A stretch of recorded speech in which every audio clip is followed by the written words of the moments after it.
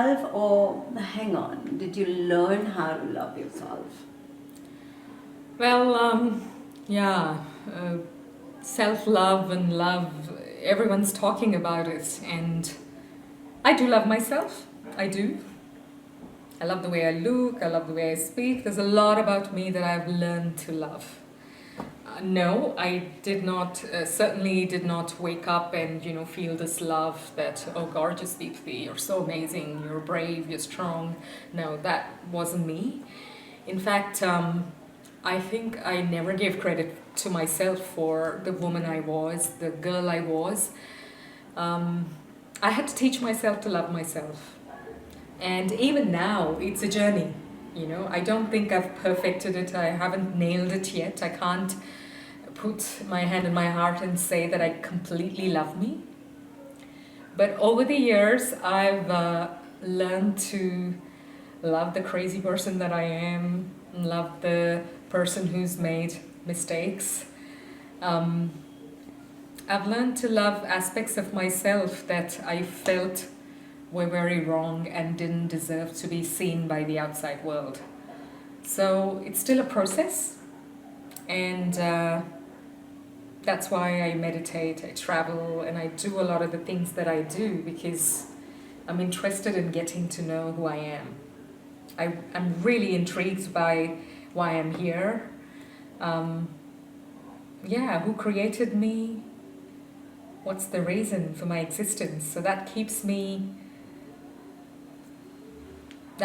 ask interesting questions about myself, and the more I discover,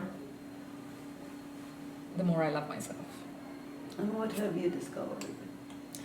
Well, what have I discovered? Time. How much time do we have here to talk about this? As long as you want. Well, what I've discovered, my biggest discovery, to sum up my entire life and healing journey, is that everyone goes through shit. Everyone has had some kind of traumatic event in their childhood. Everyone has endured some kind of humiliation, disrespect, or, some sad moments in their life. Every human being. I mean, if a guy or a woman stands up and says, I have not had anything but pure bliss in my entire existence, oh my God, I would stand up and clap. But I haven't met anyone like that. From the wonderful, crazy range of people that I've met in different parts of the world, the one common thing that I've noticed is that everyone's been through shit. And so, imagining that I'm the tortured, special person going through the worst life ever and moping and crying and not getting over all of the events that have happened in life, that have happened to me in life. It's very silly, it's pointless, and it's a waste of energy. So that has been my biggest revelation, that, half the things that I'm thinking, I'm the only one who's been through that, and I'm the only one who's struggling through that. Everyone's going through that shit. And everyone will go through that shit. So why make such a huge deal about it? Get help, laugh about it, talk about it, and get on. Get over because it. This shit's going to continue. It's going to happen to me. It's already happened to you. It's going to happen to the kids tomorrow. It's what life is. It's what makes us who we are. What I really want to bring up is, I remember the last conversation we had, you spoke about how you've been abused as a child. Mm-hmm. And I do know a lot of my friends also who have gone through that, and are fearful about even coming out with it or even talking about it. And how did you deal with it? Well, I didn't deal with it firstly. I sat with this experience, or rather suppressed this experience, until I was 32. And it was a very uncomfortable topic for me. I didn't feel anyone would understand. I felt ashamed about having experienced that. I didn't feel like people would understand. And frankly speaking, I didn't even know what language I could use to communicate this. I absolutely didn't know how to deal with it. And a lot of the anxiety and a lot of the existential crisis I was having was related to that trauma that I'd experienced as a young girl. It's what led me to write the book. It's what started me on the healing journey. I absolutely didn't know what to do, but what I did know is that I had to talk about it, I had to bring it out of me, and I had to release it. That is something that I became absolutely sure about. So I just decided to get help, find people that I could trust to speak about it. I saw therapists, got a lot of energy healing, and that's what prompted me to go into meditation, do yoga, and whilst it was the worst thing that happened to me as a human, it is also the best thing that happened to me as a human, because that's where my story began, and that's where I found my medicine and became the powerful person that I am today. So Deepthi, how did you deal with it? It's a combination of things. Firstly, as I told you, it is the urge that I needed to talk about it. I wanted to deal with it. I got to a point where I was struggling with suicidal thoughts, and I lived alone in Australia. I didn't have a family, any family there. I didn't have a huge support system, and the kind of friends I had at the time, I didn't feel close enough to talk to them. And this is what most people feel, they feel like the people around them would not understand what they went through. There's also a heavy layer of shame attached to any events associated with sexual abuse and trauma. So yeah, I was going through all of those emotions that every other woman who's been abused or who's experienced that kind of trauma has been through or is still going through. I had a choice to either end my life or start living differently. And good thing for me, I love my mother and sister to death. Literally, I love them. I cannot imagine seeing them in pain. So the thought of them dealing with my pain is what, how they would feel if they found out that I was dead is what prompted me to go do something about it.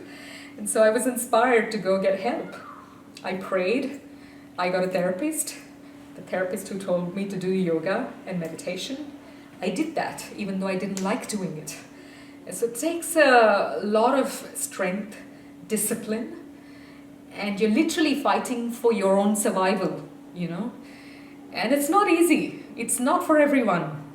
It's easier to end it, But to live and make a different choice, it takes a lot of courage. And I made that choice. And it's a combination of things, like how I did it. Therapy, talking helped. Getting energy healing helped. I sat down and spoke to my family. I shared my experience with them. And I wrote the book. So it was a range of events, but that desire to address the trauma brought these people to me, brought the answer to me. And that's very important. We need to have the desire to change the situation and face the trauma and challenges in our life. That's all we need. Because when we create that desire inside, the people you need, the resources you need, they just magically appear. And that I have seen happen over and over again in my life. So was that because you got into energy healing and kind of sensed it? Because what is energy? Well, energy, your energy, I'm energy. I feel nice sitting here. I feel energized, inspired. I'm feeling something inside my body that is good. We're all energetic beings, The example of energy is you walk into a room. You don't know the people there, but instantly you want to walk the fuck out of there. You're like, I don't want to be in this room. It's bad juju, bad energy, bad vibe. So we use the language, but we don't often know what we mean. Like something in our intuition, something in our body doesn't like being in that room. And so you trust that and you walk away. That sensation, that feeling in the gut, that's all energy, That's the best way I can explain it with my limited vocabulary. But yeah, energy healing. I mean, there's limitations to therapy. You know, you can talk about a problem for only so much time. Because when you talk about a problem, your mind is dealing with it. But in order for your body to deal with it, you have to go deeper. And talking is not enough. And so energy healing is a deeper form of healing. You know, most people go to therapists and they stop out there.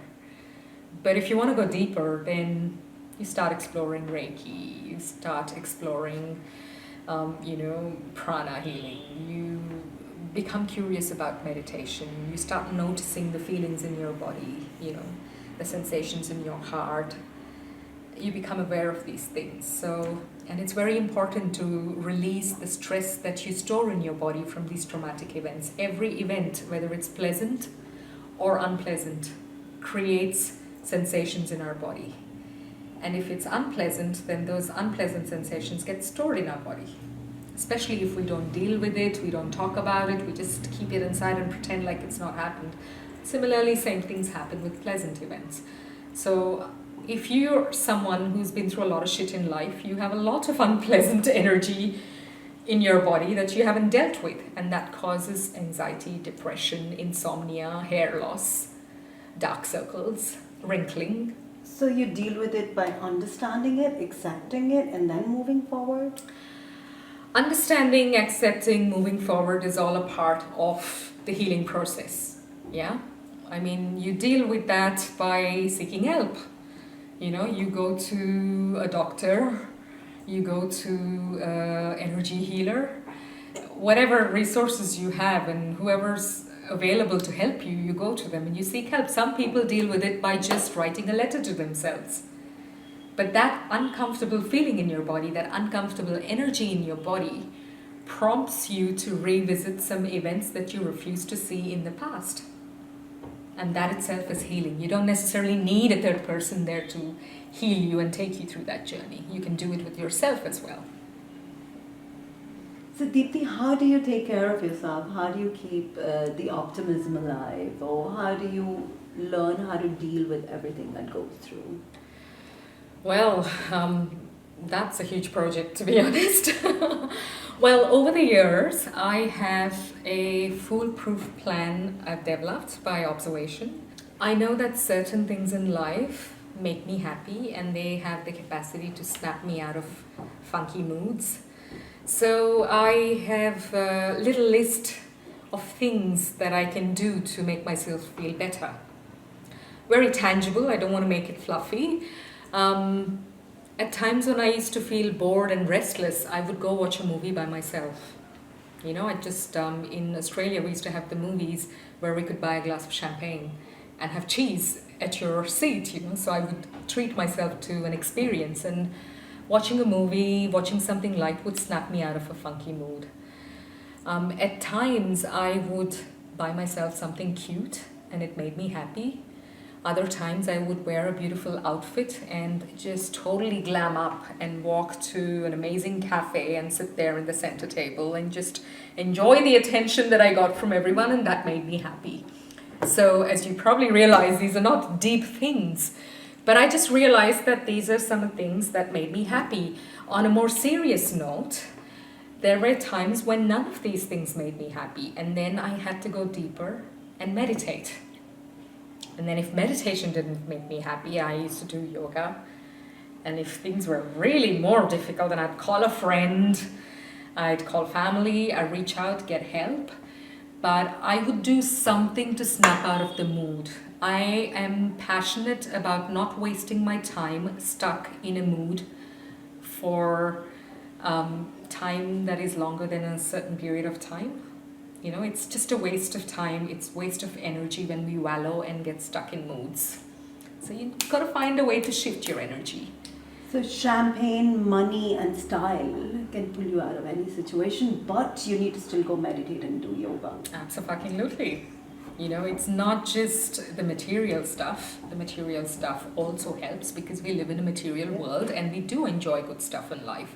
So we don't want to write that off and pretend like we don't like the good life, But yes, sometimes you need deeper stuff. Sometimes you need that phone call to a friend who says, bitch, you're moaning every day. I'm sick of you moaning. Get over it. Snap out of it.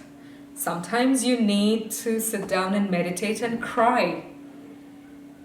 And yeah, you need to do something to get out of that. Sometimes it's a run for an hour. But at age 40, if people don't know what makes them happy and how to get themselves out of the shit that they've fallen to, often mood swings, anxiety, I think that's the biggest tragedy. So what's the first step that anyone can think of getting out of loneliness? Well, the first step to get out of loneliness is to find someone to not be lonely with. Go find someone to not be lonely with. But that's easier said than done. Because oftentimes, you go and find people to avoid loneliness, but then they make you feel even more lonely. Exactly. And so I say that quite lightly, that you should go meet someone and not be lonely, stop whinging about it. But then you go meet someone and then you feel like, oh my God, I feel even more miserable with this person. I feel completely ununderstood and unseen. So the best way to get over loneliness is to fall in love with yourself, to start to tolerate your own company, to develop a sense of humor, and just, these are the only things that can help you deal with loneliness. There is no magic bullet, and it's hard because initially you will struggle being alone with yourself. Sitting quietly in a room, reading a book, watching a movie, just being alone at home is very hard for people. And it was hard for me. I'm not a superwoman. I struggled horribly with it. I tried everything to escape my loneliness. And when everything failed, I had to sit down and face my loneliness. And now I hate people. I do. I mean, I can only tolerate a few people in the world. I love my family, I love my friends, but sometimes I'm like, I just want to be alone. I love that laugh. I'm like, I hate people. I was like, stop there. Sometimes I hate people. You can say it all. So Deepthi, तुम्हें कभी किसी से प्यार हुआ है कि सिर्फ अपने आप से है? You're hilarious. I knew you were going to ask me this question. We have to talk about love. We talked about self-love.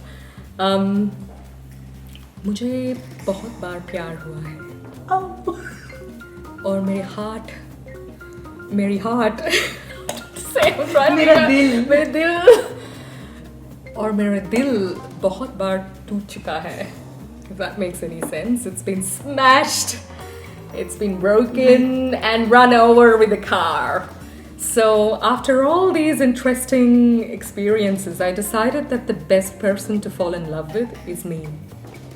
So call it obsession, call it narcissism, call it indulgence. I don't care. I love me more than anyone. And you don't disappoint yourself. Absolutely not. End.